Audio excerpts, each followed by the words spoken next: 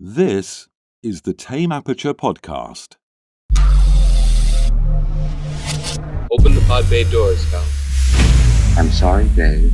I'm afraid I can't do that. Welcome to the Tame Aperture podcast, where we talk all things movies, from first-time directors to indie films, art house, and much, much more. You can join us at www.tameaperture.com for previous episodes and to give us suggestions on films to watch and review. This week on the podcast, we talk the classic comedy from 1980 and the directorial debut of comic legend Harold Ramis and his film Caddyshack, starring Chevy Chase, Bill Murray, Michael O'Keefe, and Rodney Dangerfield. Danny Noonan, a teen down on his luck, works as a caddy at the snob-infested Bushwood Country Club to raise money for his college education. In an attempt to gain votes for a college scholarship reserved for caddies, Noonan volunteers to caddy for a prominent and influential club member. Meanwhile, Danny struggles to prepare for the high-pressure Caddy Day golf tournament while absorbing new age advice from wealthy golf guru Ty Webb, played by Chevy Chase. With an estimated budget of $6 million, the film would go on to gross nearly $40 million and become a sports comedy classic. With so many one-liners, it's hard to remember them all.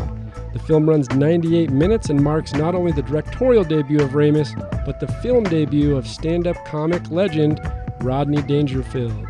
I'm Gabe Vienendahl, film instructor, filmmaker, and movie enthusiast, and I'm joined by none other than Alan Martindale, veteran podcaster, film fanatic, and editor. And also tonight, once again, we have the pleasure of having Sir Brandon Richardson join us from Glamati Road Pictures.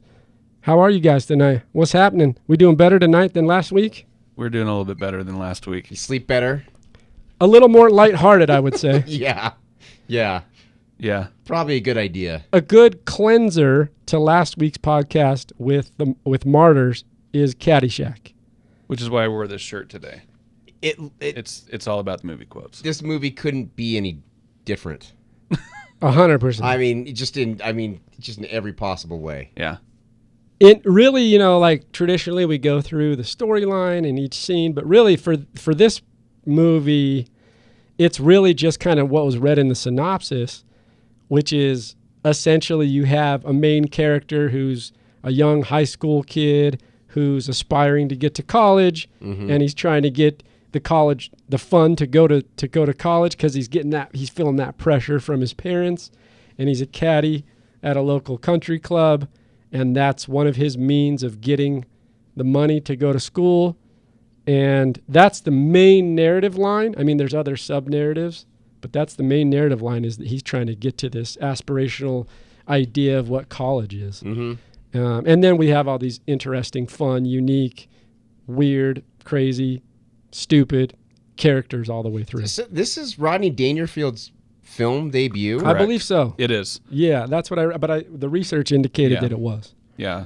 That's crazy. They saw him on Carson, and essentially producers. So he didn't make it till he was old already. Because he looks old as shit in this. He's always looked that way to me. Like that's crazy. He came out of the womb that way. Yeah, it's like Leslie Nielsen. Yeah. Well, here's an interesting side note a piece of research to that.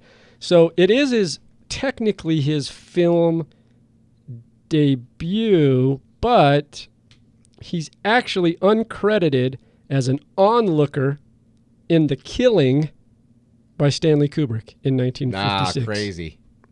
So he did. That's 1956. Now, Caddyshack came out in 1980, so that's quite a span. Yeah. But for that time, he was eventually became a pretty renowned stand-up comic. Yeah, for sure. Right. But yeah, it's his acting debut. And for us, like our generation, at least, like this came out the year I was born, right? 1980. I was 2. You were 2, and you were not born. I was born in 81. Yeah, 81. Spermy. Yeah. Early 81. So Rodney Dangerfield to us is in other movies that, like at least for me, like, I don't know. There's Back to School, or I might as well say this right now. Nice. I hate Rodney Dangerfield. I love his stand-up. Well, I shouldn't say I love it. Ugh. It's good in short spurts. Like his one-line jokes are good. He can't carry a movie though. But no, he's not a leading man. Jesus Christ. I mean, but he's not a leading man in this film. No, he's sprinkled in. And man, does he ham it up. Oh my God, does he ham it up. Painful. We'll start at the first scene, though, so... And then we'll get into Rodney, because he gets... Cracking himself up over... Just when he's dancing, it's like, oh my God. Well, these are the one-liners, especially. Right, I mean, there's one-liners from every character, For but sure. Dangerfield has his good share of one-liners in this film. But essentially, the movie starts out, like I mentioned, and it's this kid. He's in this... It's kind of a mixed family or combined family of... There's kids everywhere in the house running around. There's already one-liners from the very beginning of the opening scene, though. You know, like, who the hell is this? Yeah. It's your nephew. It's just craziness going on. You get introduced to the main character, Danny. His dad's giving him a shit hard time for, did you make any money yesterday? Put it in the college tuition jar. Yeah.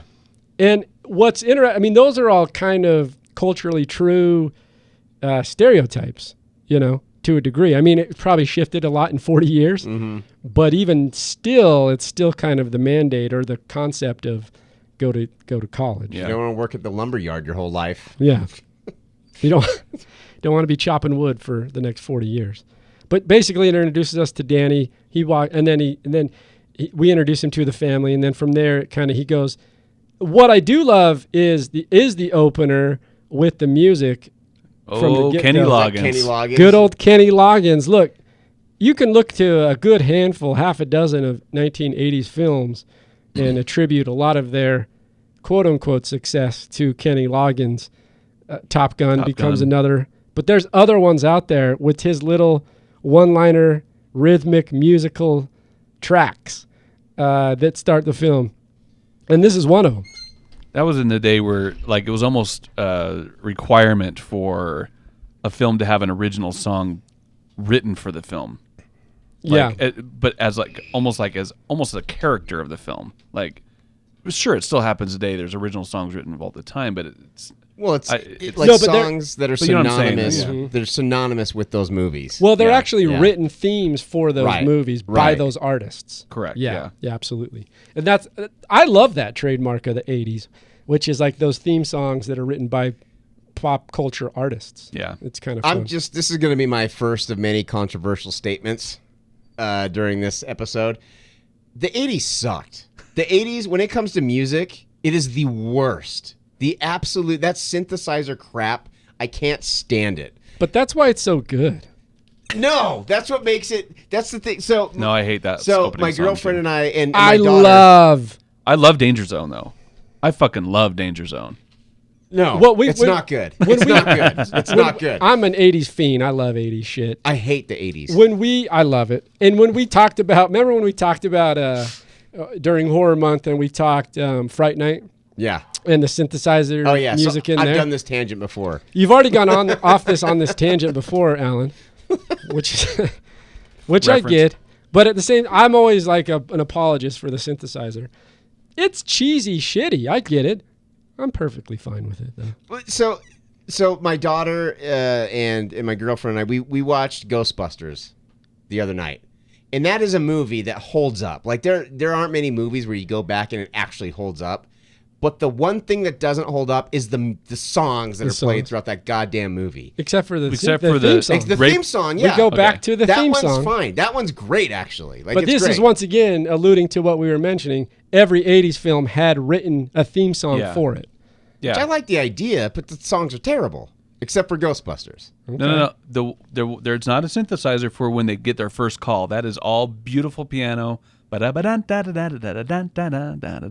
remember that. That's because it didn't stand out to you because it was supposed to be there. But the part like the montage where they're running around the city. When it comes to 80s music, Alan's tone deaf. That's the Ghostbusters scene when they're running around the city.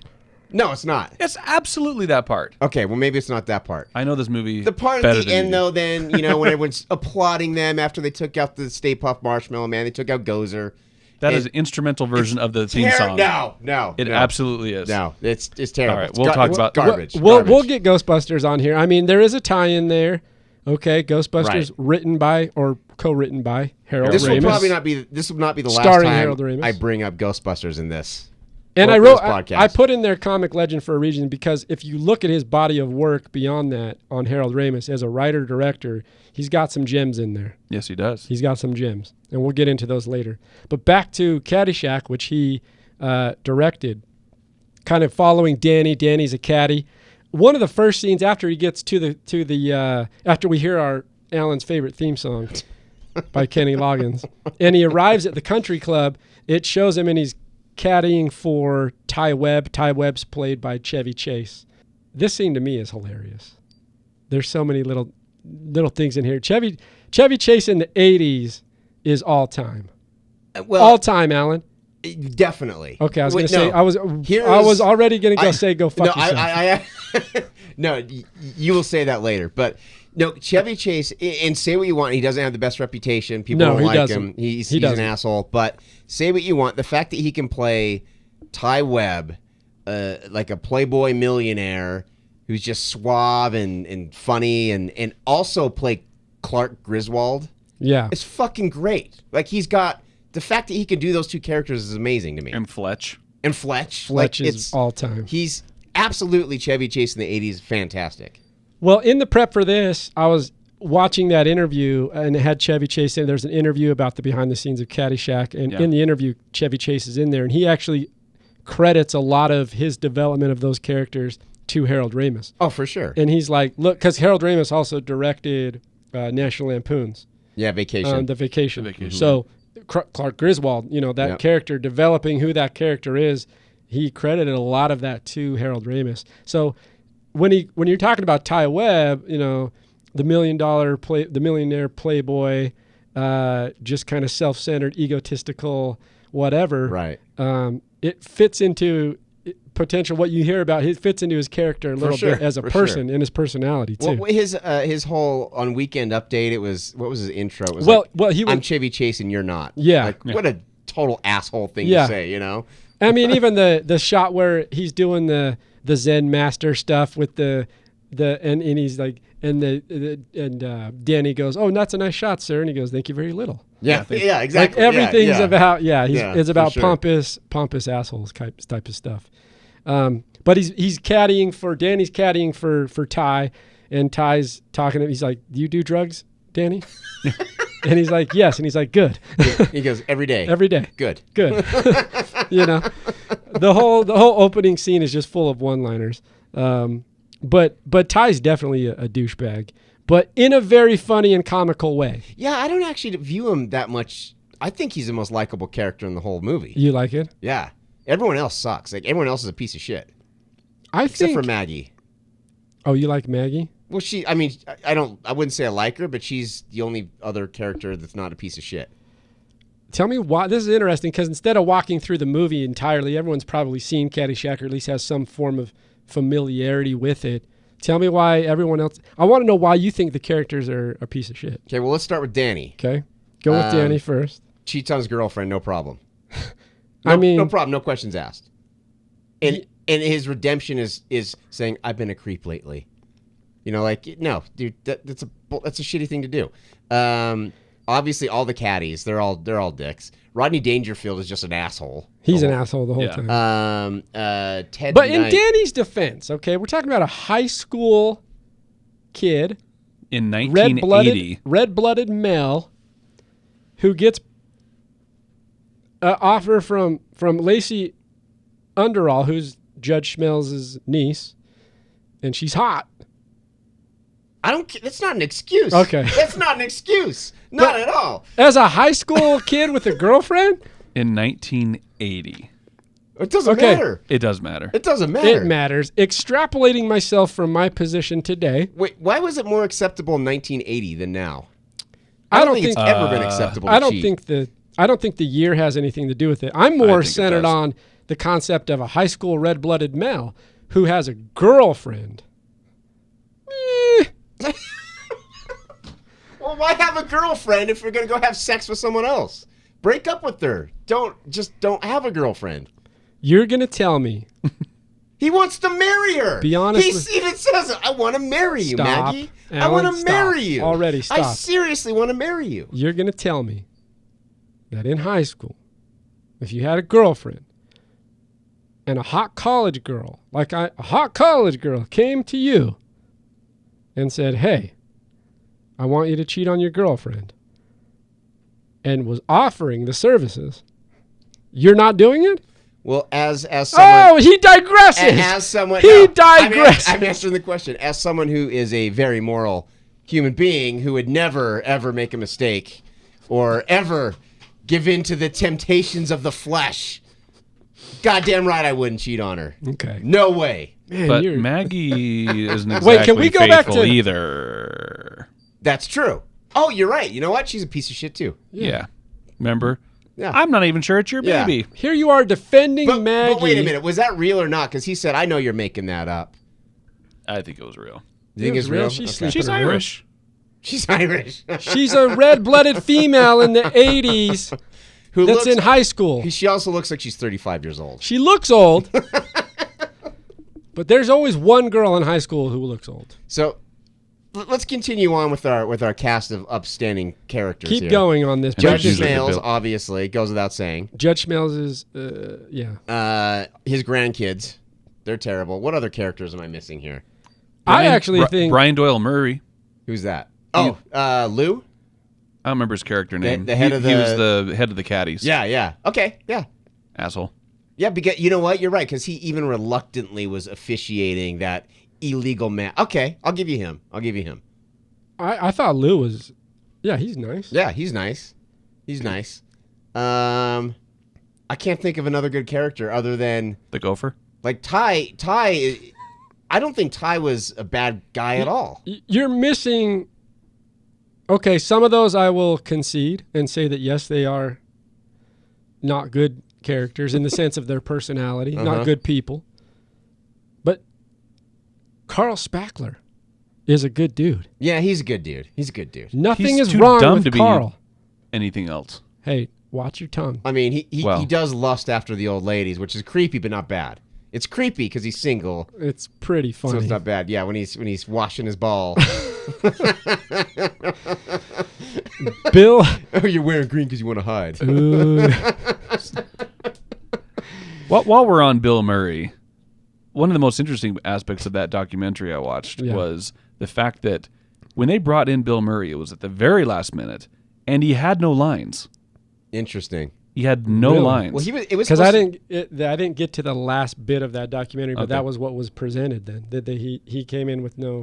They brought him in, and So the documentary you're talking about, you have the Blu-ray. yeah, I'll let you borrow it. Yeah, It's you're gonna have to because I Yeah. actually want to see it. And they have a feature documentary about the production. Right? Well, actually, the Blu-ray has two. It has a shorter, 30-minute one, and then they have one that's like an hour and a half. Okay. So that was brought to light in, I think, the hour and a half one, where they kind of brought him in, and in true Bill Murray, is he going to show? We don't know. Right. Because God knows. And he showed up, and they just kind of let him loose and let him kind of do his thing. And he only had I think he had 5 days to shoot everything, all this stuff. And then he had to do that scene with Chevy, who they added that in because they have the two biggest stars and they didn't have a single scene together. Yeah. And also they had a little beef coming from SNL. Yeah, they that's weren't always best interesting. buddies. I always want to know. I want to know what the beef was there. In the doc, Chevy Chase does allude to some almost physical altercation with Bill Murray on SNL, and he said he was actually very endearing about how he spoke about Bill, even though they had their beef, because he talked about how Bill can be, in the way that he is on set as an actor and gets into character and kind of plays into the role, he can be a little bit of a bully. is what Chevy Chase said. That's interesting to me because he doesn't strike me as a guy who is like that. He doesn't. But yeah. So So you got Carl Spackler, assistant greenskeeper. He's a nice guy. You think that Danny is he's I would say, quote unquote, in terms of the storyline, the main lead, because we're watching it to see what happens with him, and then all these other characters come into play. But you say he's a complete jerk. Ty, played by Chevy Chase, he's in the. I don't think he's bad. He's neutral. He's not bad. No, he's the most likable character in the movie for me. Al, who's played by Rodney Dangerfield, is a jerk. I mean, right, point blank. Yeah. Judge Schmelz, obviously jerk in his own in a very cartoonish, almost cartoonish way. He's stuck up. Yeah. He's the antagonist. He's like the dean in all the college movies. Maggie is also like Danny. She's sleeping around. Yeah. So you were defending Maggie. If she's sleeping around, then she's scummy. Okay. But if not, because that's up in the air as far as I'm concerned. What about Tony, the other caddy? Oh, he's an asshole. The cigarette guy? Mm-hmm. Yeah, he's an asshole. And Lacey, who is under is Judge She's Schmelz. playing everybody. She's playing everybody. And Kenny Loggins an asshole for writing that shit at the beginning of the film. Yes, exactly. Alan's going off on this one.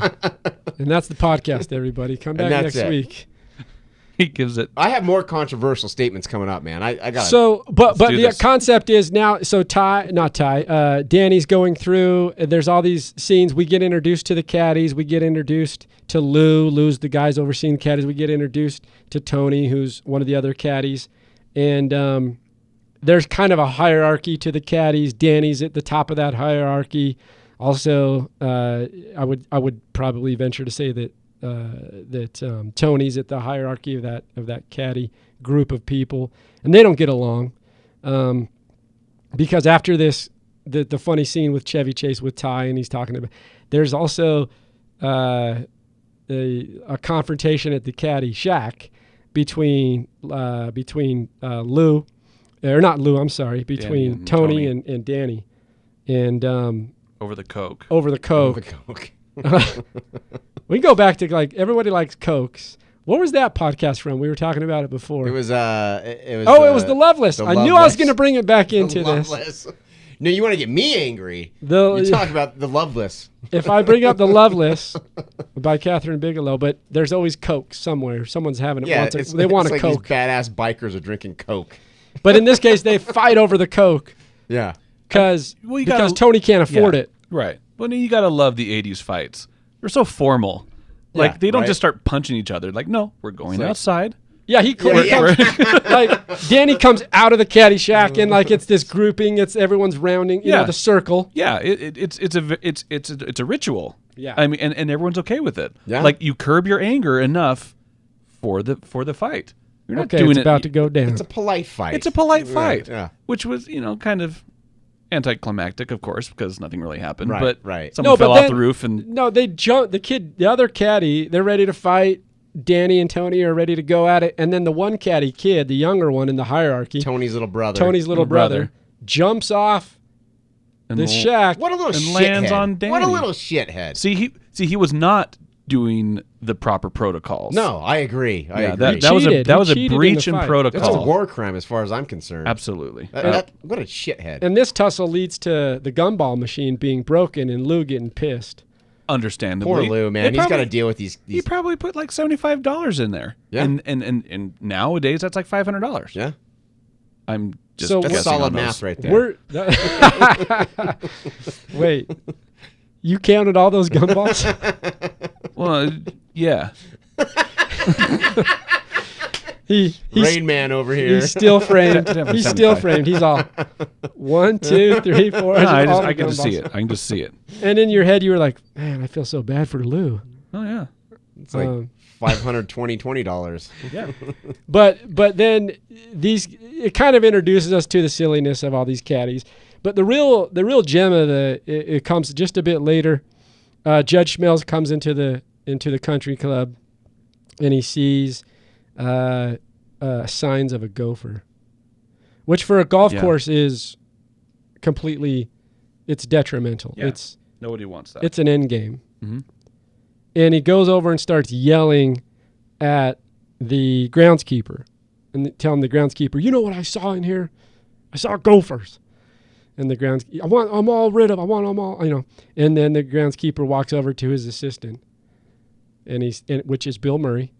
This is so funny too. This scene walks over and starts telling him, and the groundskeeper's Scottish, so he's got that Scottish accent. He's yelling at Bill Murray, telling him, "We got to get rid of all the gophers." And Bill Murray thinks he's saying golfers.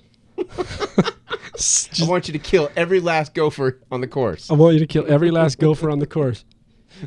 I don't know where Murray came up with that side lip thing. Like This is where I think this is not all. Is that really all ad-libbed? Because, by the way, Bill Murray's brother co-wrote this film. Who plays the Lou? Yeah. No, he plays. No. Lou did co-write it too, though.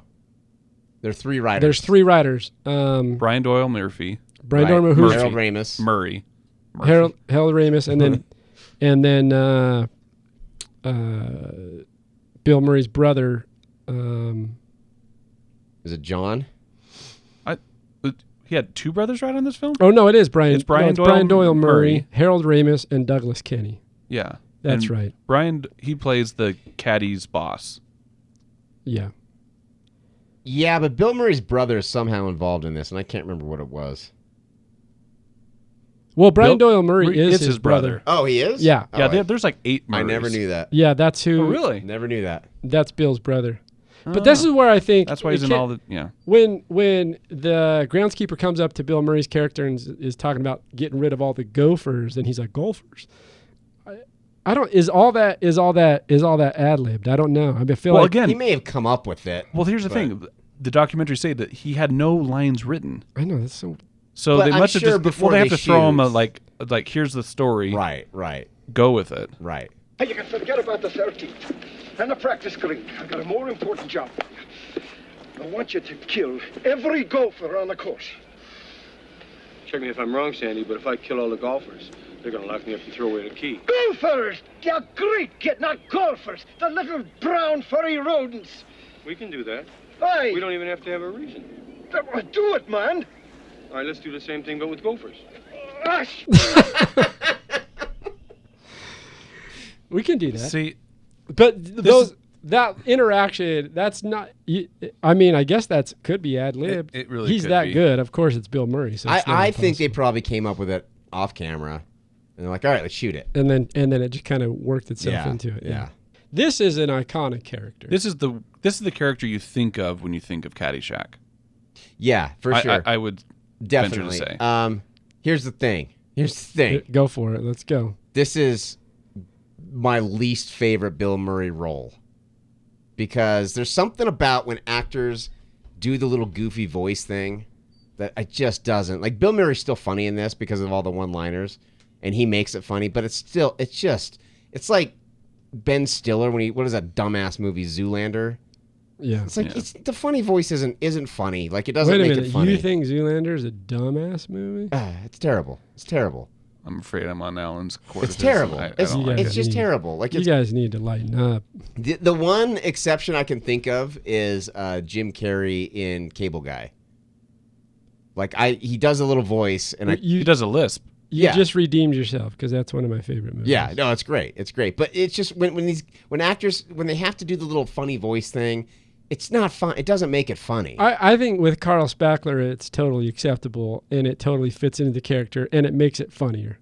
But Bill Murray's Because because the problem with that is if Bill Murray delivers it without that slight accent, then it feels he's got it all upstairs. And the point of the character is that he doesn't have it all. You're upstairs. right. I think he could probably do Bill it. I don't Murray's know. case, though, I'm thinking if he delivers it like he does Peter Venkman in Ghostbusters. No, not then, like that. But, right. but without an accent or something to ground it into complete absurdity, then it doesn't translate the same for me. Because Yeah. Carl Spackler is a character who's one. He's lost it. He's a little bit slow, right? He was definitely a numb Yeah. with Robin Williams. Well, he surely beats the shit out of Dan Aykroyd in Caddyshack too. That was like the replacement. I don't even consider Caddyshack 2 to be part it's of. so bad. It's I've never horrible. seen it. It's like 4% on Rotten Tomatoes. But while we're talking about it's Carl god-awful. Spackler, one of my favorite scenes, and this is the thing that we're going to do. You have to choose one. You have to choose a favorite scene. You have to. End credits. I joke. This is going to be a short podcast. Okay, we'll pick a favorite scene. Love it. And he's talking to one of the caddies, and he's got the pitchfork to his throat. Yeah, that's great. So I jump ship in Hong Kong, and I make my way over to Tibet. And I I get on as a looper at a course over there in Himalayas. A looper? A looper. You know, a caddy, a looper. Jack. So I tell him I'm a pro Jack. And who do you think they give me? The Dalai Lama himself. The 12th son of the Lama. The flowing robes, the grace, bald.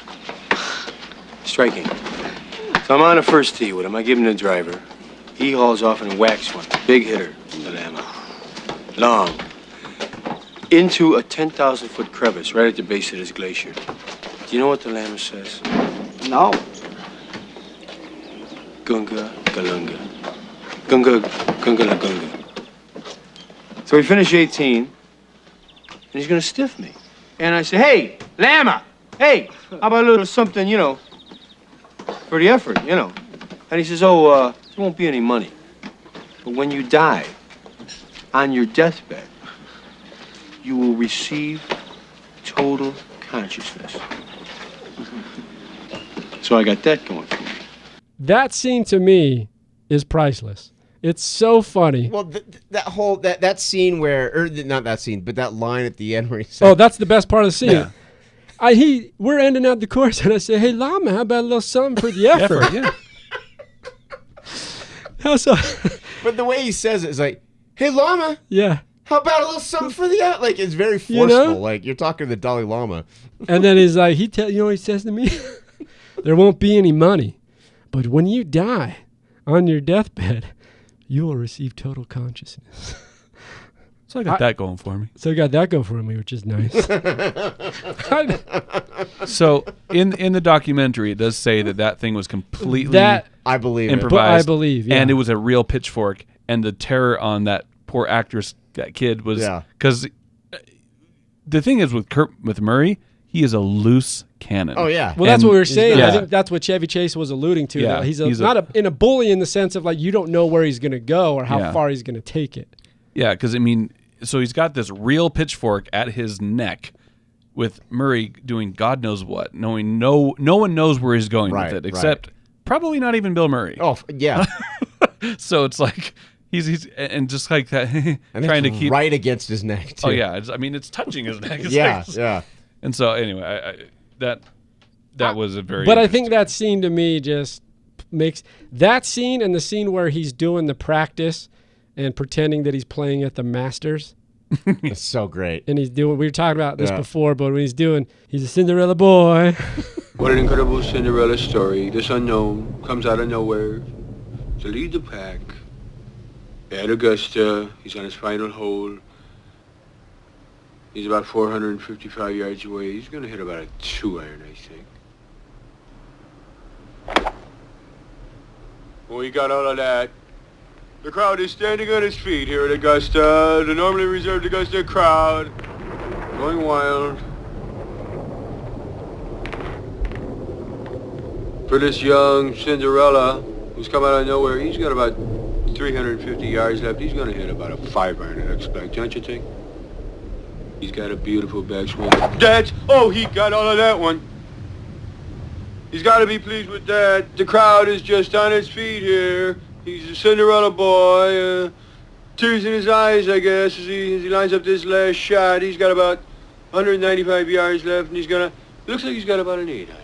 This crowd has gone deathly silent. Cinderella story, out of nowhere. A former greenskeeper now about to become the Masters champion. It looks like I'm a wreck. It's in the hole!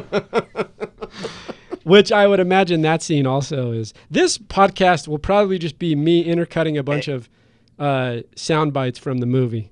It is just like quotes. It's that's the best part of this movie, just the one-liners. The one-liners are the quotes. best. Yeah. the story is like whatever. It's not even a story. yeah, it's just a bunch of things are It's like happening. an event. Yeah. It's Yeah. just like, yeah. Oh, there's a story there. There's a story. He needs money for college, and it's like, okay, forget about that for like 20 minutes. yeah. And then stuff is just going to happen, and then we'll remind you, and then forget about it again for another 20 minutes. But that's exactly what happened in like Animal House. There's really For sure. There's not really no This is story in Animal this is House. a quirky 80s comedy, you know, that's all it is. Yeah, it's just But that's all you really want. that's all you want. That's all you need. You don't need to have some deep sort of meaning. And like the whole gopher bit, stupid. It's I'm stupid. sorry, it's stupid. It's stupid. It's so stupid. I thought it was great. I loved every minute. I think they should have trained an actual gopher. You know what? Well, they tried. They tried. That's what they did. They tried to get some. Yeah. What wasn't a gopher though? It was a marmot or another marmot of sorts. Good luck. Another vermint. But this movie is it's a kids movie with boobs and drinking and swearing. Yeah. That's what it is. It's And basically the balls, classic yeah. late 70s, early 80s SNL cast just having a good time making something funny. That's how I see it. Right. So, kind of as they're talking about making something funny, so with Harold Ramis at the helm, and he obviously has that flair and that touch on what was needed to be done. But in the documentary, I don't know if they say this, but one of the producers had to come up with 5 or 6 alternative directors in case Ramis starts bombing. Interesting. And so, interesting. Yeah, that's an interesting side note. Because he really, he hadn't directed anything before. No. There was a green producer, a green director, and he was an actor. He had done some acting, of course, with with Stripes. No, that was Stripes with Astor. Animal House. Animal House. Yeah. And and I think he'd written a few things. He was part of the TV series, the famous SCTV series. Yeah, he did a lot of stuff. There's a lot of big actors that came out of that Canada, that improv group, that comedy group. He was one of them. Well, he met Harold Ramis met Bill Murray while he was outside. Oh shit! What was he doing? He was like selling something, like he was on the corner selling like hot dogs.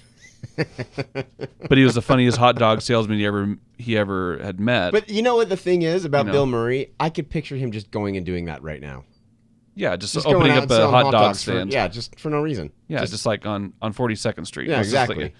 Just because that's shit he does. Yeah. But like I said, being part of it was Second City.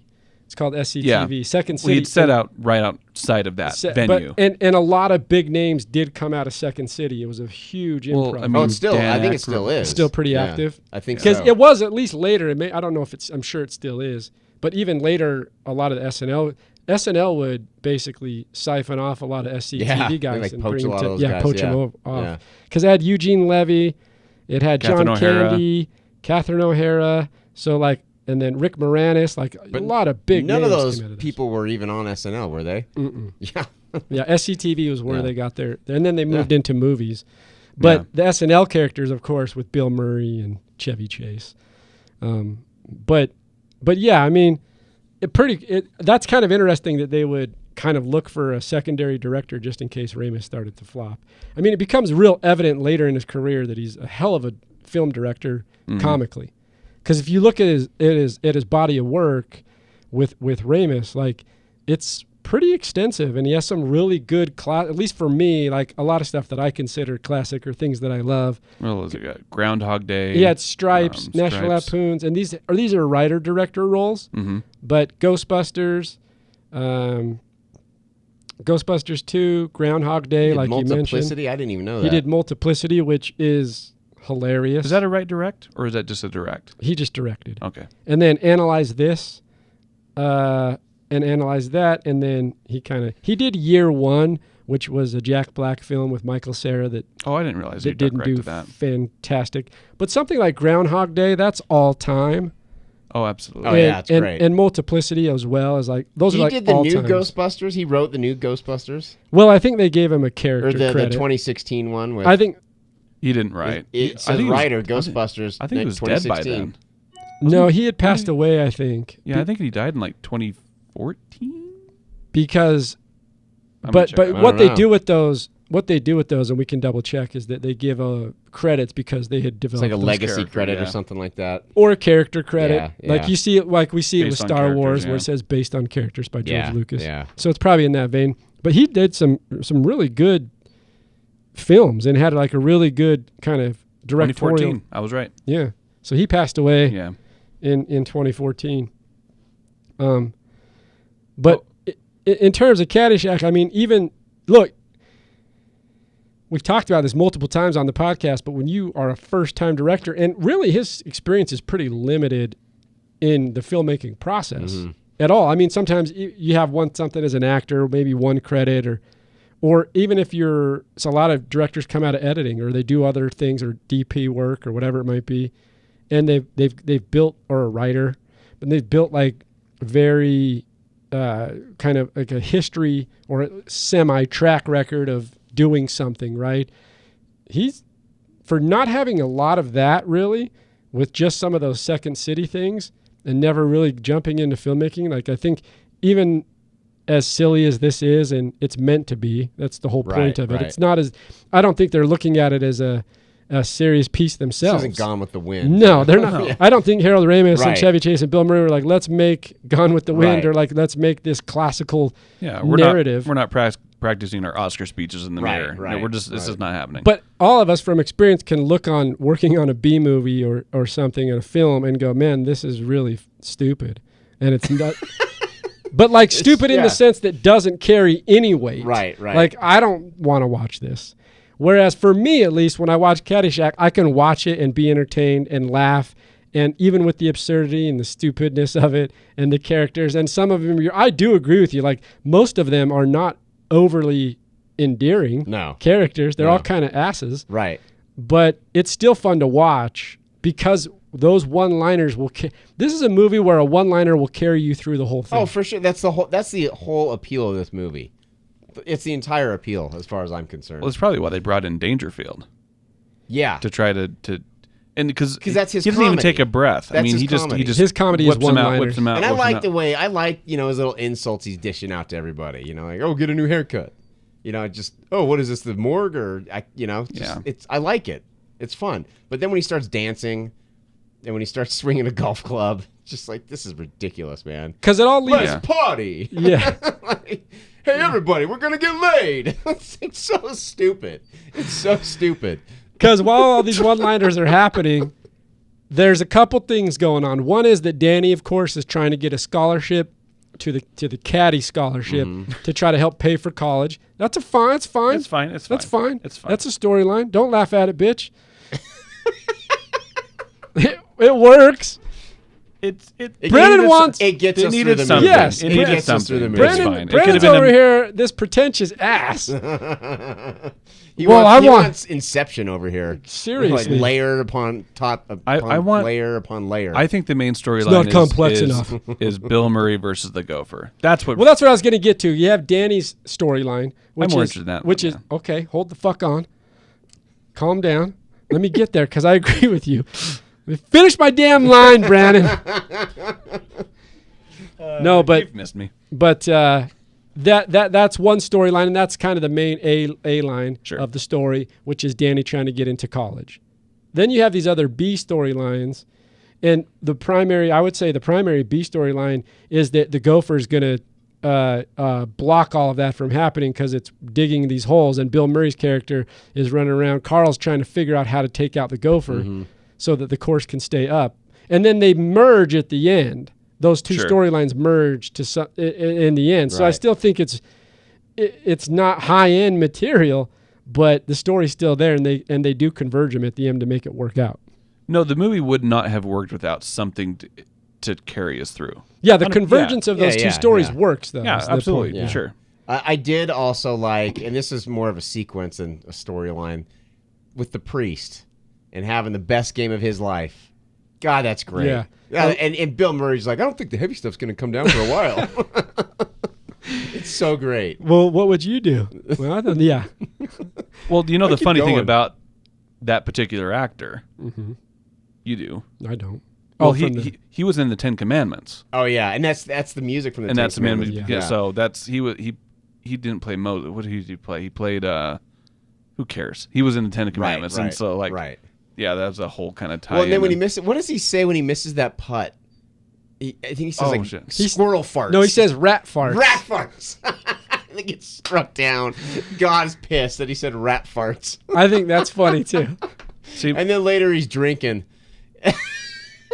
in the bar, and the guy's like, yeah, he's given up. He's given up, and he's like, he's not the priest that he once was. Do you want another one? He's like, you never ask a priest if he wants another drink.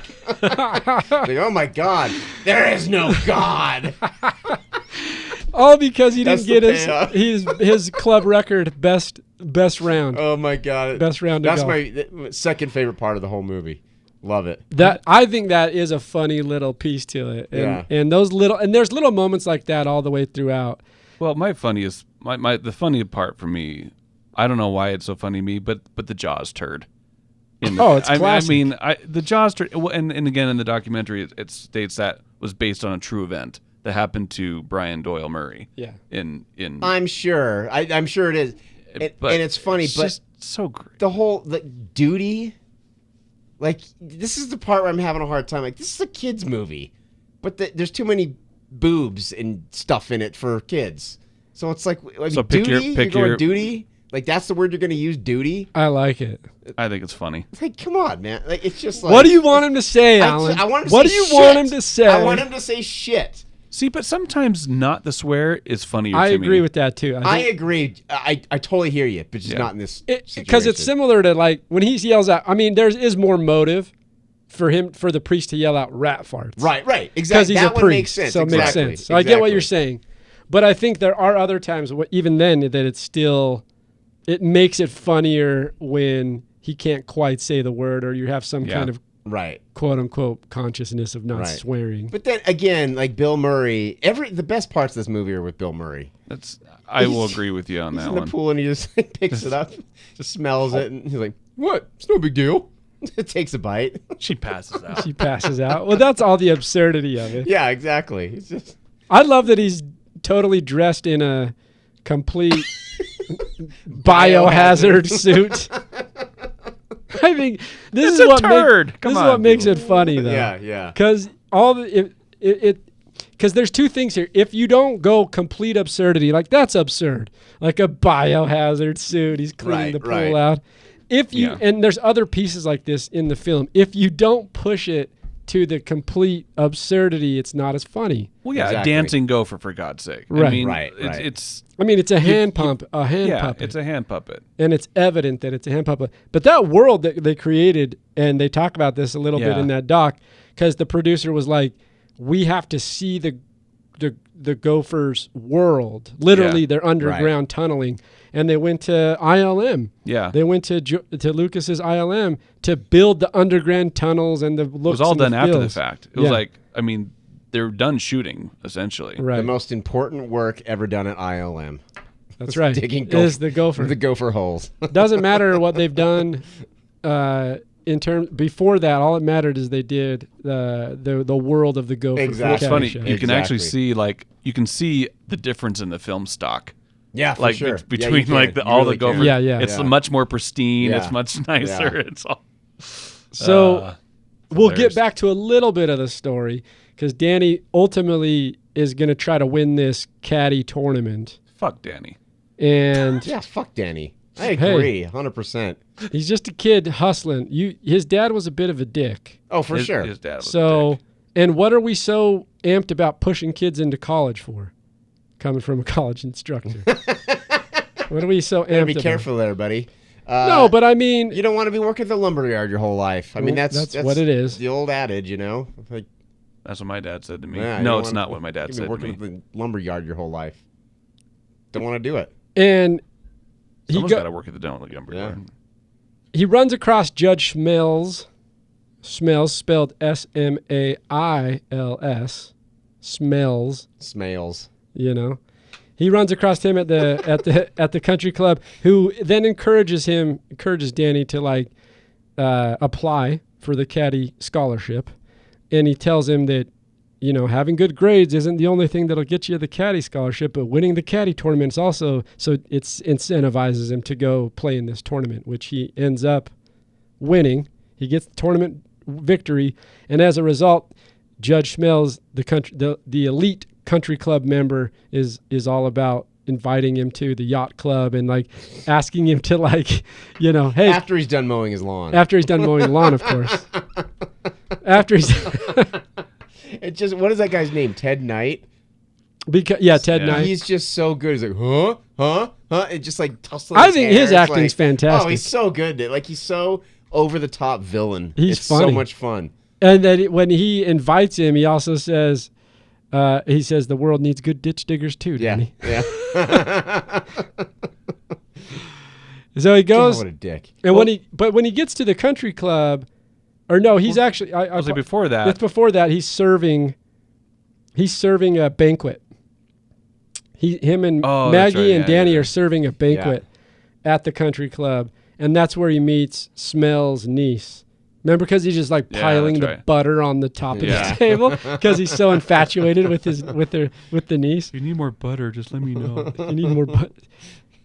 But this is where he kind of this is that other little diversion from the story that we were talking about before, because he's dating Maggie, but now we introduce the vixen, the older college girl who is a bit scandalous, right? And this is Judge Smell's niece. So this kind of gets Danny excited.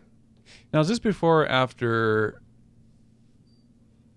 Danny covers for him when he throws the golf club in anger and hits that woman? This is just after, because just after. He's or at least after, before Danny wins the scholarship, because he gets him in his good graces. Yeah, because exactly. He gets Smells in his good graces. Cheat, and he's doing all that kind of stuff. Yeah, because Smells is completely. Yeah, he's cheating. Yeah, he's like, why don't you improve your life, sir? Yeah, maybe just a little more. He keeps kicking the ball out. Yeah. So that happens just before this, and then he falls in love with his niece, and then they go to the yacht club, and this is another like this absurd scene with Rodney Dangerfield where they're at the yacht club, where. What the fuck is this? Like, this is the part. It's stuff like this where I'm like, what does this even have to do? Like, FFF. Yeah. It's like what we were talking about last week. A triple fast forward, like fucking fast forward. Like it's not entertaining. It's not funny. It's just Rodney Dangerfield doing weird shit. I think they filmed it great. I loved it. If you go back to Harold Ramis being a first-time director, that's a lot logistically to manage in filming a marine scene and making sure that it has like some kind of coordination in the edit. I thought he did good. Yeah. In the story, you're right. That's true. It's dumb, but like technically, it's actually put together pretty well. So is the whole movie. To be the honest. whole movie's put together well, especially for a first film. But this scene in particular is a bit just like dumb. Pushes the captain out of the way, starts driving the boat around. He's like, "Hey, causing havoc all over the lake." And then he smashes into his fucking boat. He bumps into it, and then he just drops the anchor on it. And then the dumbest line of the whole movie, "Hey, you scratched my anchor." It's like, good. You just ruined his boat. Like, you're going to be sued. Like, it's not just like a funny romp. That's a boat. I mean, it is a lawyer's boat. It is a lawyer's boat. Because Smells is a judge. Straight up judge. But a lawyer nonetheless, right? Well, and you have to also give Ramis credit for trying to. I mean, Dangerfield's first movie. Another thing that came up in the documentary was that he didn't even know what to do when Ramis yelled action. Oh, really? No, he didn't know what to do when he yelled action. He had to do your bit. Oh, okay, I'm on it. Yeah, no problem. And then they would do his bit. And they were also joking in the documentary about how Ramis didn't know what to do when the camera started rolling. Yes. And forgot how to yell action. So all these little tidbits on the side, like he still puts together a film that works, right? Check the gate. Check the gate. What the hell does that mean? It goes to prove that you don't need to know all those technicalities and still you can make a movie. But Danny goes on. He has a bit of an infatuation with Judge Smell's niece. Also, at this point, Judge Smell's niece kind of has eyes for Ty, who's played by Chevy Chase. And she kind of arrives at his house. That scene.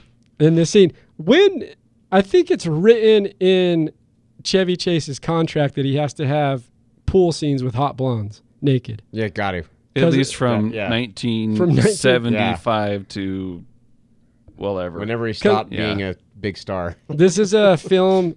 This is a scene. He ends up, kind of courting and like getting along with Judge Smell's niece, and then they start flirting and doing all this stuff. They're spending the night, and then all of a sudden they end up in the pool naked. It's very similar to Lampoon's Vacation when he ends up naked with Christy Brinkley in the pool.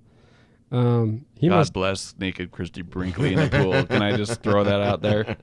My God. Well, yes, you can. Thank you. I appreciate that. I'm not going to stop you but I'll say Cindy Morgan, who plays Lacey Underall, also, it's okay. Well, yeah, I mean, the first time we see her, I'm she's fine like with it. wearing a golf shirt okay with with no bra and running down the hill. It's like, okay.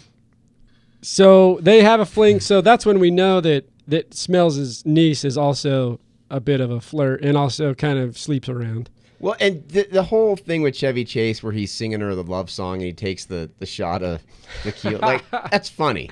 That's funny. Sing me a love song. I'm gonna. Yeah? Mm-hmm.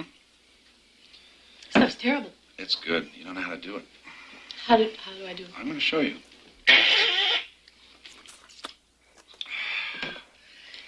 I was born to love you. I was born to lick your face. I was born to rub you. But you were born to rub me first. It's got to be improv, too, I think. I feel like that's a lot of improv. Right. Well, once again, the documentary really does, and you're right. Like, I mean, there's things in there they wrote. Of course, there was Sure. a script. Otherwise, they probably wouldn't have got it financed. Yeah. However, once you get on set, that script completely changes. Goes away. To some extent, especially when you have these. They're good players. Like when it comes to acting and doing those improvisational things. I mean, you gotta like kind of let the reins go. Yeah. You know.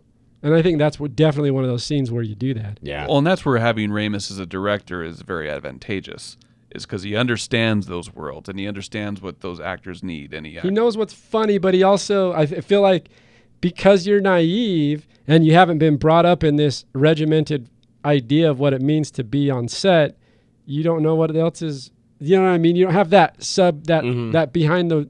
You don't have that frame of mind of like, oh, we're not staying to the blueprint. Well, Right. and they're buddies. Yeah, I mean, a lot of these guys are buddies, friends. you know. Well, it and sounds so it's like the production was just a party. that's exactly what it sounds like. Yeah. Like they would get so drunk at night that they wouldn't show up on time. You know, that kind of thing. Right. Which, I mean, even on little B movies that we've put together and worked on, like, that shit don't fly. yeah. No. It just doesn't. No, like, hey, we're shooting a film. No one's getting paid. We're doing this. We'll see you at 8. You're there at 8. Right. We're getting it done. We're not fucking around. Well, yeah, if Maybe we're doing something wrong. seriously. I mean, if you don't show up on time, you're fired. You're replaced. It's easy. You're out of there. Yeah. But we Quick, we need another free person. What are we gonna do? Yeah. can we get someone free? Oh, I got them lined up, baby. I make one phone call. I own this town. What are you doing? So, but Danny ends up Smells his niece ends up sleeping with Chevy Chase with Ty. Smells his niece. Smells his niece. Smells his niece. Then Danny ends up also winning the caddy tournament. And now he's in even more so in Smells' good graces. He's applying for this scholarship. He's sucking up more than ever. And while he's sucking up at the yacht club, Smells' niece is there, right? And she starts noticing that Danny is trying to suck up and kiss ass. And he's bombing. To Smells, and he's not doing very good. And she starts giving him a hard time. And in her own way, now she's flirting with Danny. Yep. And this is where me and Alan have contrary opinions. Because Alan's mind is that Danny should be loyal to Maggie, who sleeps around on Danny. Allegedly. Nothing's proven here. Maggie Defender. This week on Montel, we're going to have a paternity test to figure out who's If the Lacey father. Smells his daughter, or daughter, niece. Fuck. It's getting late. Smells his niece, makes a proposition, and Alan doesn't take it. I take it. Do you, as a high school kid with a cheating girlfriend? Allegedly cheating girlfriend. Allegedly. You don't know. You don't believe that she cheated on you. See, me in high school was a very different person than No, I I am now. agree with me in high school wouldn't. Yeah. Because But I just wouldn't. But if I'm thinking about it, I'd be like, But yeah, if I knew then what I'd know now, absolutely. He sleeps with Smells' niece. Yes, Okay. twice. Brandon, I hate to tell you this, you're a scumbag. I know. Sorry, man. I was hate to break it to you. Well, here's the thing. I was so fiercely loyal to all of my girlfriends, and I never cheated on any of them. I really, truly didn't. But you're gonna break that now. Except one Now time. I'm older. Except and one wiser. time. Now I would have done it every time. I did do a roommate switch one wow. time. Oh my God, it was worth it though. Oh my God. I went from a Latina to an Italian. Damn, dude. Anyway, that's got- a story from another day. No, it's not. You divulge that shit now to the audience. You know, of all the podcasts to do it on, this is probably the Yeah, one to yeah. do it on. Yeah. No, so she was leaving the one I was with. He's stuttering I'm already. I'm gonna do it. No, I'm He's blushing. I don't know what happened. And then zipper sparks. And then I was with this wonderful Latina woman, and then I met her roommate. Wow. I was 21 at the time. but you Her roommate was a 29-year-old Italian girl from Milan, and her father designed lingerie. Cool. And the one girl left on an LDS mission, and I swooped in. Oh, that's even worse, man. Oh my God. I dated this Italian girl for like 3 months. Did you tell the other girlfriend? No. Oh man, this is like. But see, Danny slept with Smells' niece. Yep. I think he's asking you a question, my friend. Oh, you're asking me a question? Your moral code. Then was out the window. Things are getting interesting. All right. So anyway, Let's see more personal shit. that was Brandon.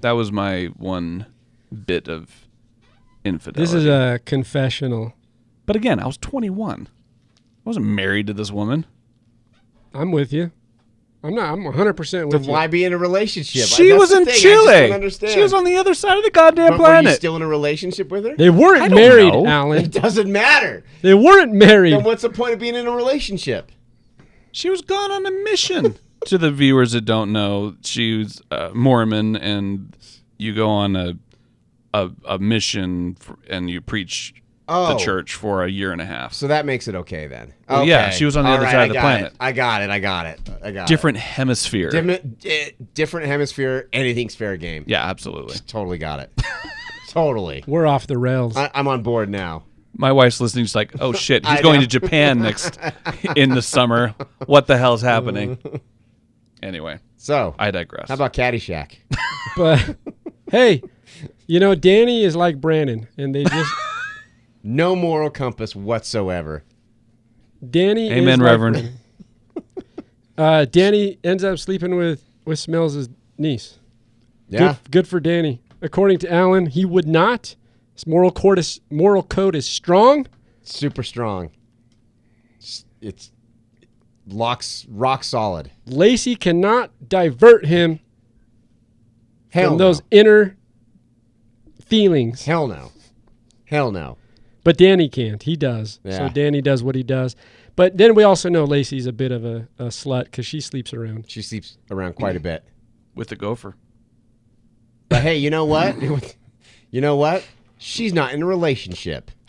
That we know of. That we know of. That's true. That's She's a true. home play that wrecker. card She's back a big on you. home True. wrecker. Good point. Playing that card Good back on point. you. She sleeps with Danny's dad. She does know that Danny's in a relationship, right? I don't know. Probably. So She doesn't know. She just is. She's playing Danny like a fiddle. she's playing everyone like a fiddle. A flute without holes is not a flute. And a donut without a hole is a Danish. Yeah. Now, here's interesting from the documentary on the same thing is there was a whole kind of storyline that expanded on the whole Danny and Maggie situation that had to go out the window in order to make room for Bill Murray Okay. and the goddamn gopher. That makes a lot more sense because the whole thing with Danny and Maggie, it seems Shallow. shallow and it doesn't carry any weight. It Yeah. feels like something's missing. That makes a lot of sense then. So that's one thing that Harold Ramis talks about. It's like, well, we brought this in and it was working so well, we had to make some cuts somewhere, and that's what we did. So yeah, because but it kind of gets heartfelt for a second when she comes back and mentions to Danny that she missed her period and she is pregnant. And the way she told him was pretty funny too. It was kind of funny. It was like, I'm late. Late for what? For not being pregnant. You fucking idiot. Jackass. I love that. But again, he offered to marry.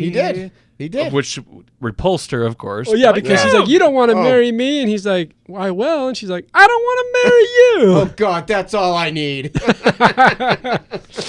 I love her accent. She did a good job with that accent. Irish, right? Yeah, sure. Yeah. I love the Irish, man. They're the best.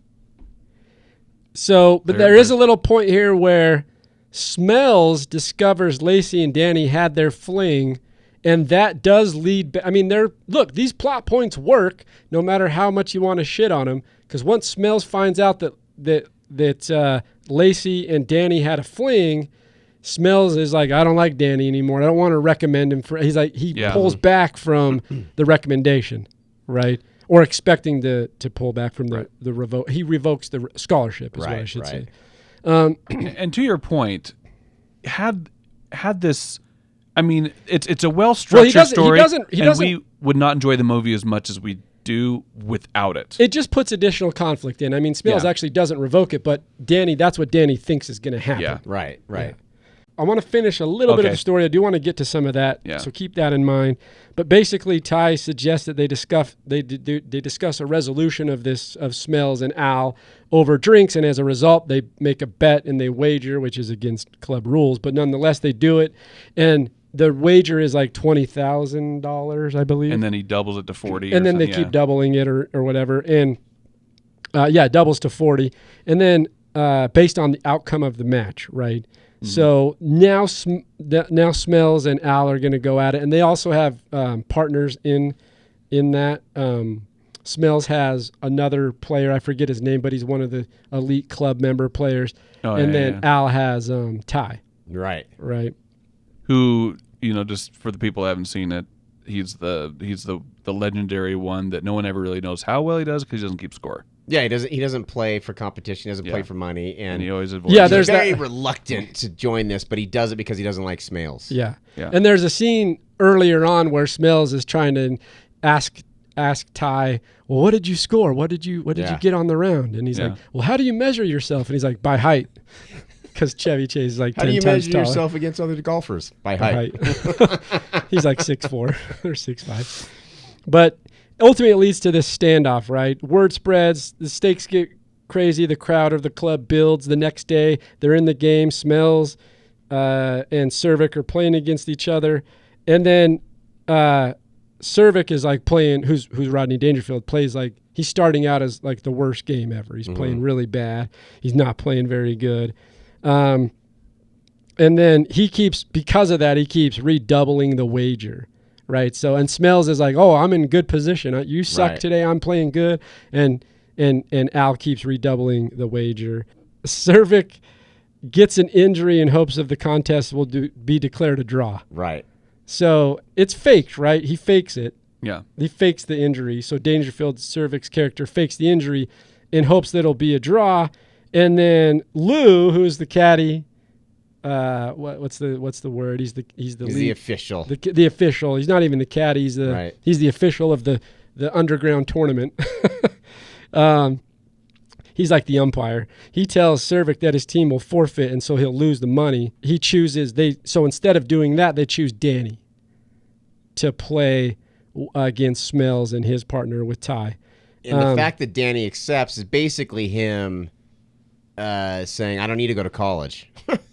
Yeah, that's basically what he's doing because he's not going to get the scholarship because he's playing against Smells. Right. And that concludes his character arc. Yay! Riveting stuff here, man. Riveting stuff. Don't be a pretentious ass. Riveting.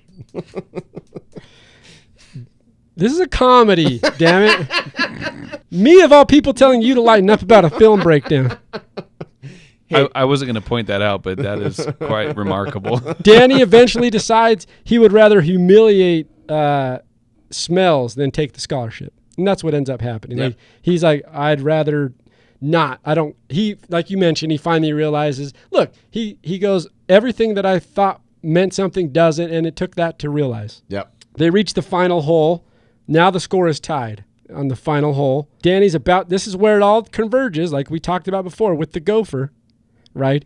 Because Danny's about to attempt this real difficult putt from 12 feet. It's a tough putt. It is a tough putt. It's a tough putt. It is a tough putt. Anything beyond 6 feet can be pretty difficult, depending on the lie. I remember that from my merit badge. And the read. The one time you played golf? The one time Brandon First played time golf. I played golf. The second time, not so much. He got his golf merit badge in the Scouts. Yes. Good job, man. And then went and slept with a girl from Milan.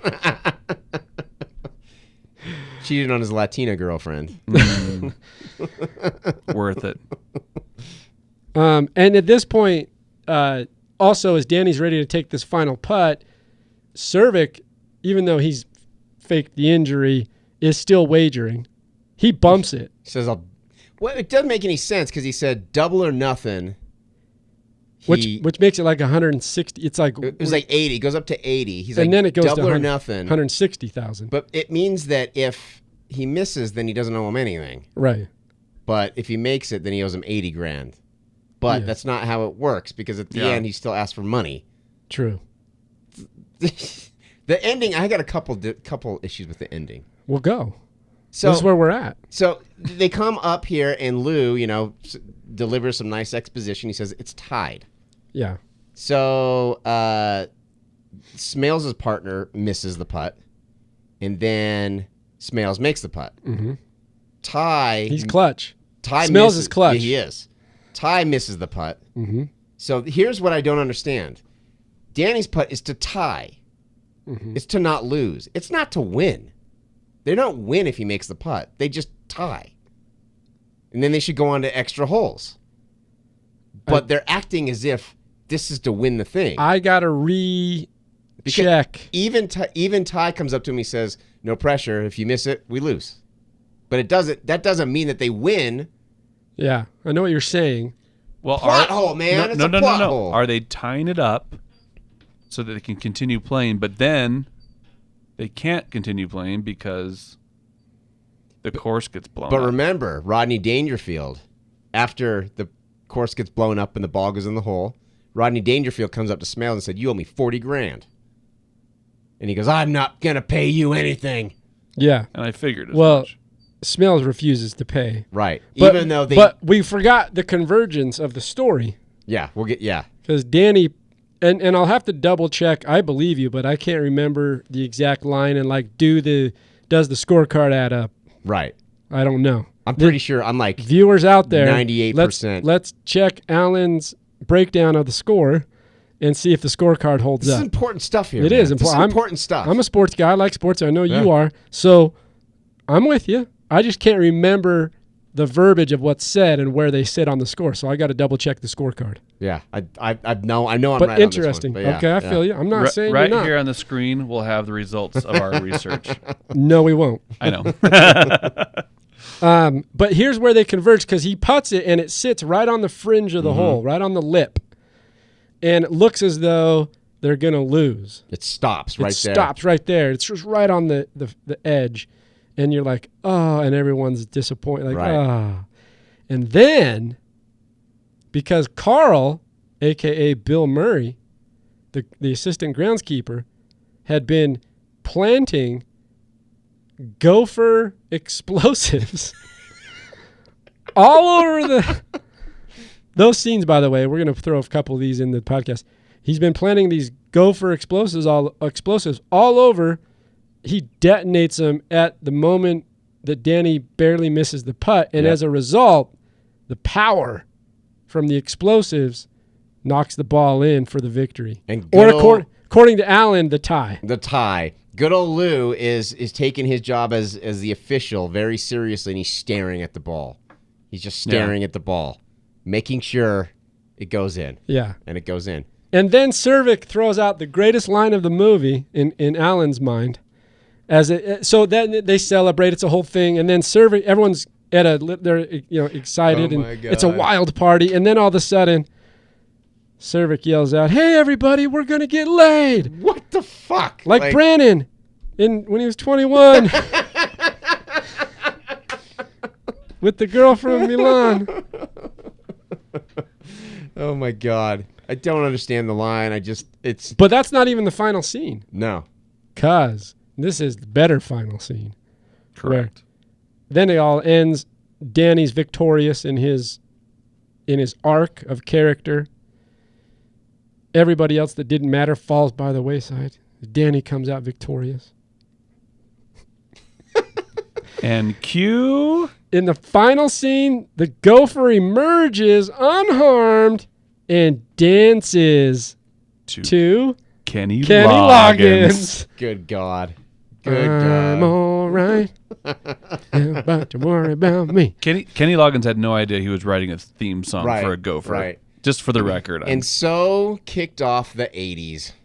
And there was 1980, the start of a templated version of comedy films that would use this template as their template on how to structure certain comedies for at least 5, 6, 7, 8 years. Definitely. I would argue the whole decade, maybe even further than that. And I maybe mean, all the way up further.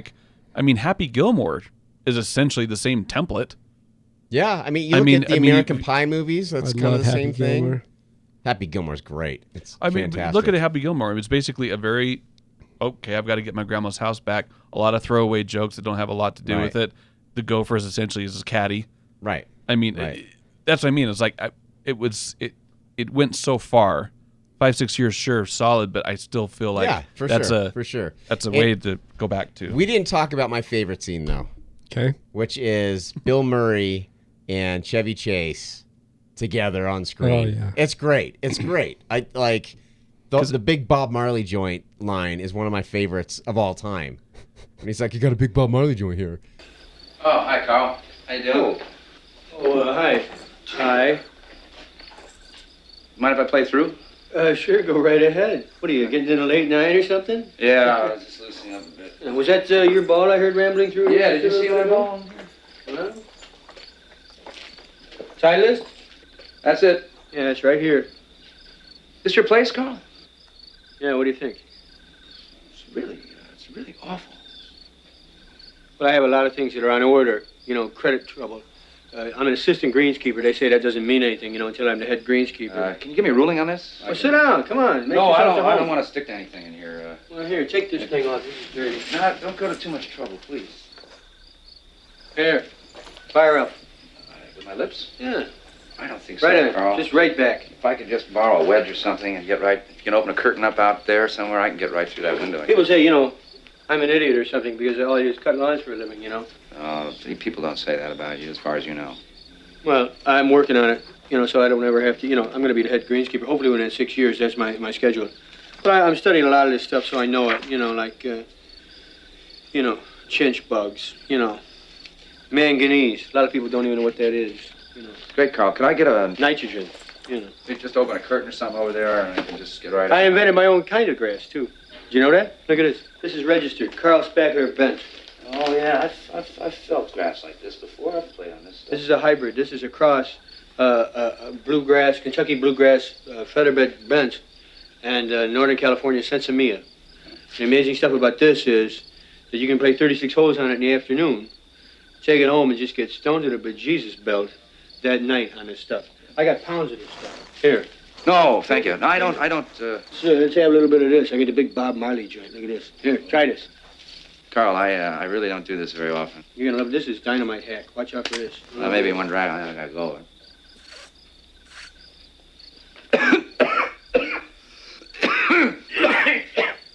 It's a little harsh. But here, cannonball it. And then we'll go right back. And then one more of these right on top of cannonball. Cannonball coming. Cannonball coming. He's just coughing. He's like, yeah, it's kind of harsh. Cannonball it. Cannonball it. Hands him this is probably, I mean, it's just like moonshine, right? He's growing it out of his bathtub. He's like making this shit. Did they ever share the screen again after that? No, I don't think know. they did. Not in this movie. I don't know if they ever did. I don't think they ever did. Yeah. I don't know. Because I think the rivalry was too. But it's just so good. Like, because this is the two of them. I don't want to say Bill Murray on top of his game, but he's definitely the highlight of the movie for me. I mean, this Chevy is where Chase you on get, top of his game. I mean, that scene is pretty.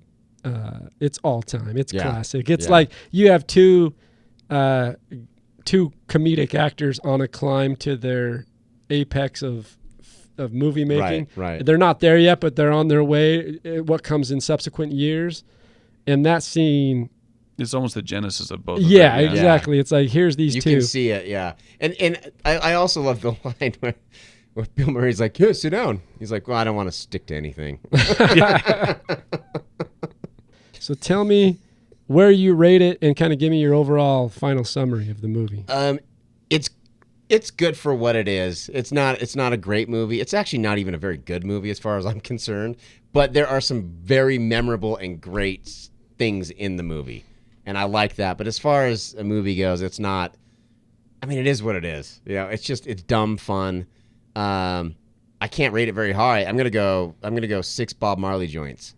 Okay. Out of 10. All right. And where are you at, Brandon? Give us a little final summary and where you're rating it all time, or not all time, but just for this film. Of the movies of the 80s, it's actually not one of the higher ones in my book. I have other ones that are much higher give that us I enjoy. one example. Ghostbusters, for example, or the Lampoon Vacation movie, Goonies. I mean, there's just a lot of other comedies that I go to more than Caddyshack. I do own it, of course. I can't say that I don't. So I will give it 7 pool turds. No, not turds. Duties. Duties. Yeah.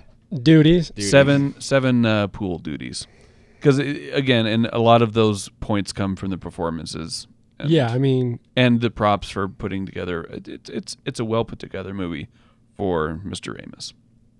Okay, good. I'll just sum it up with a couple scores from Rotten Tomatoes, and then I'll throw mine in there.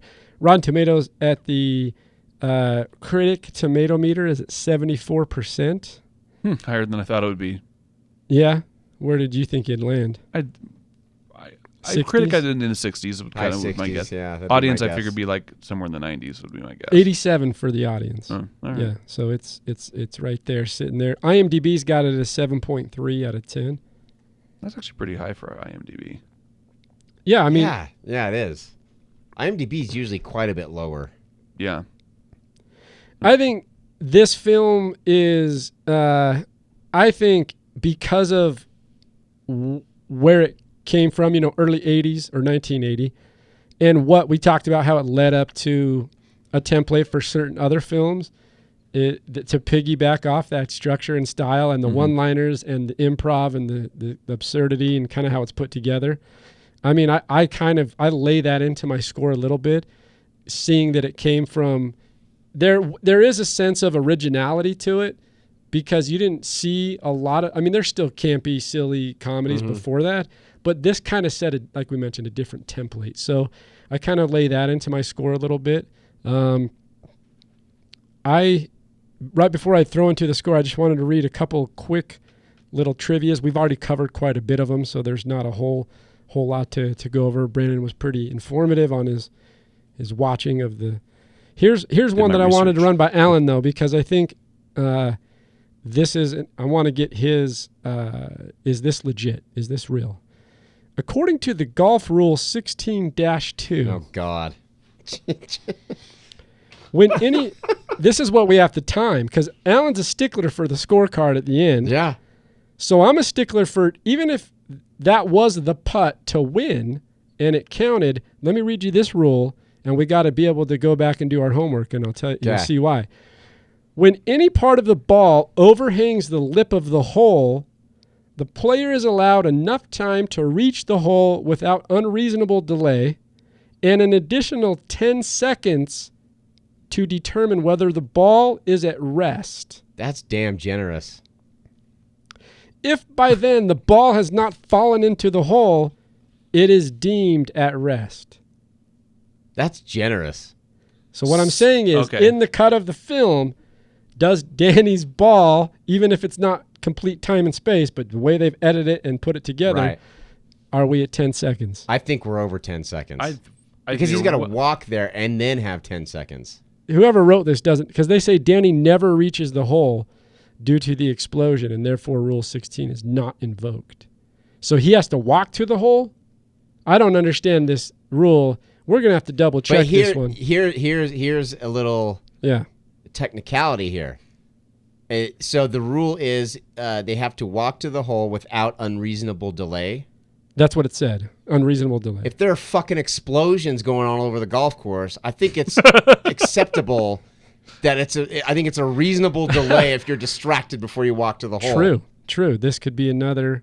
So this is another part of that scene we need to examine. Yeah. We need to double check Rule 16-2, and we also need to double check the scorecard based on groundbreaking research, people. Everybody, you need to get in there. Dude, and this is some hard hitting shit right here. Do your homework.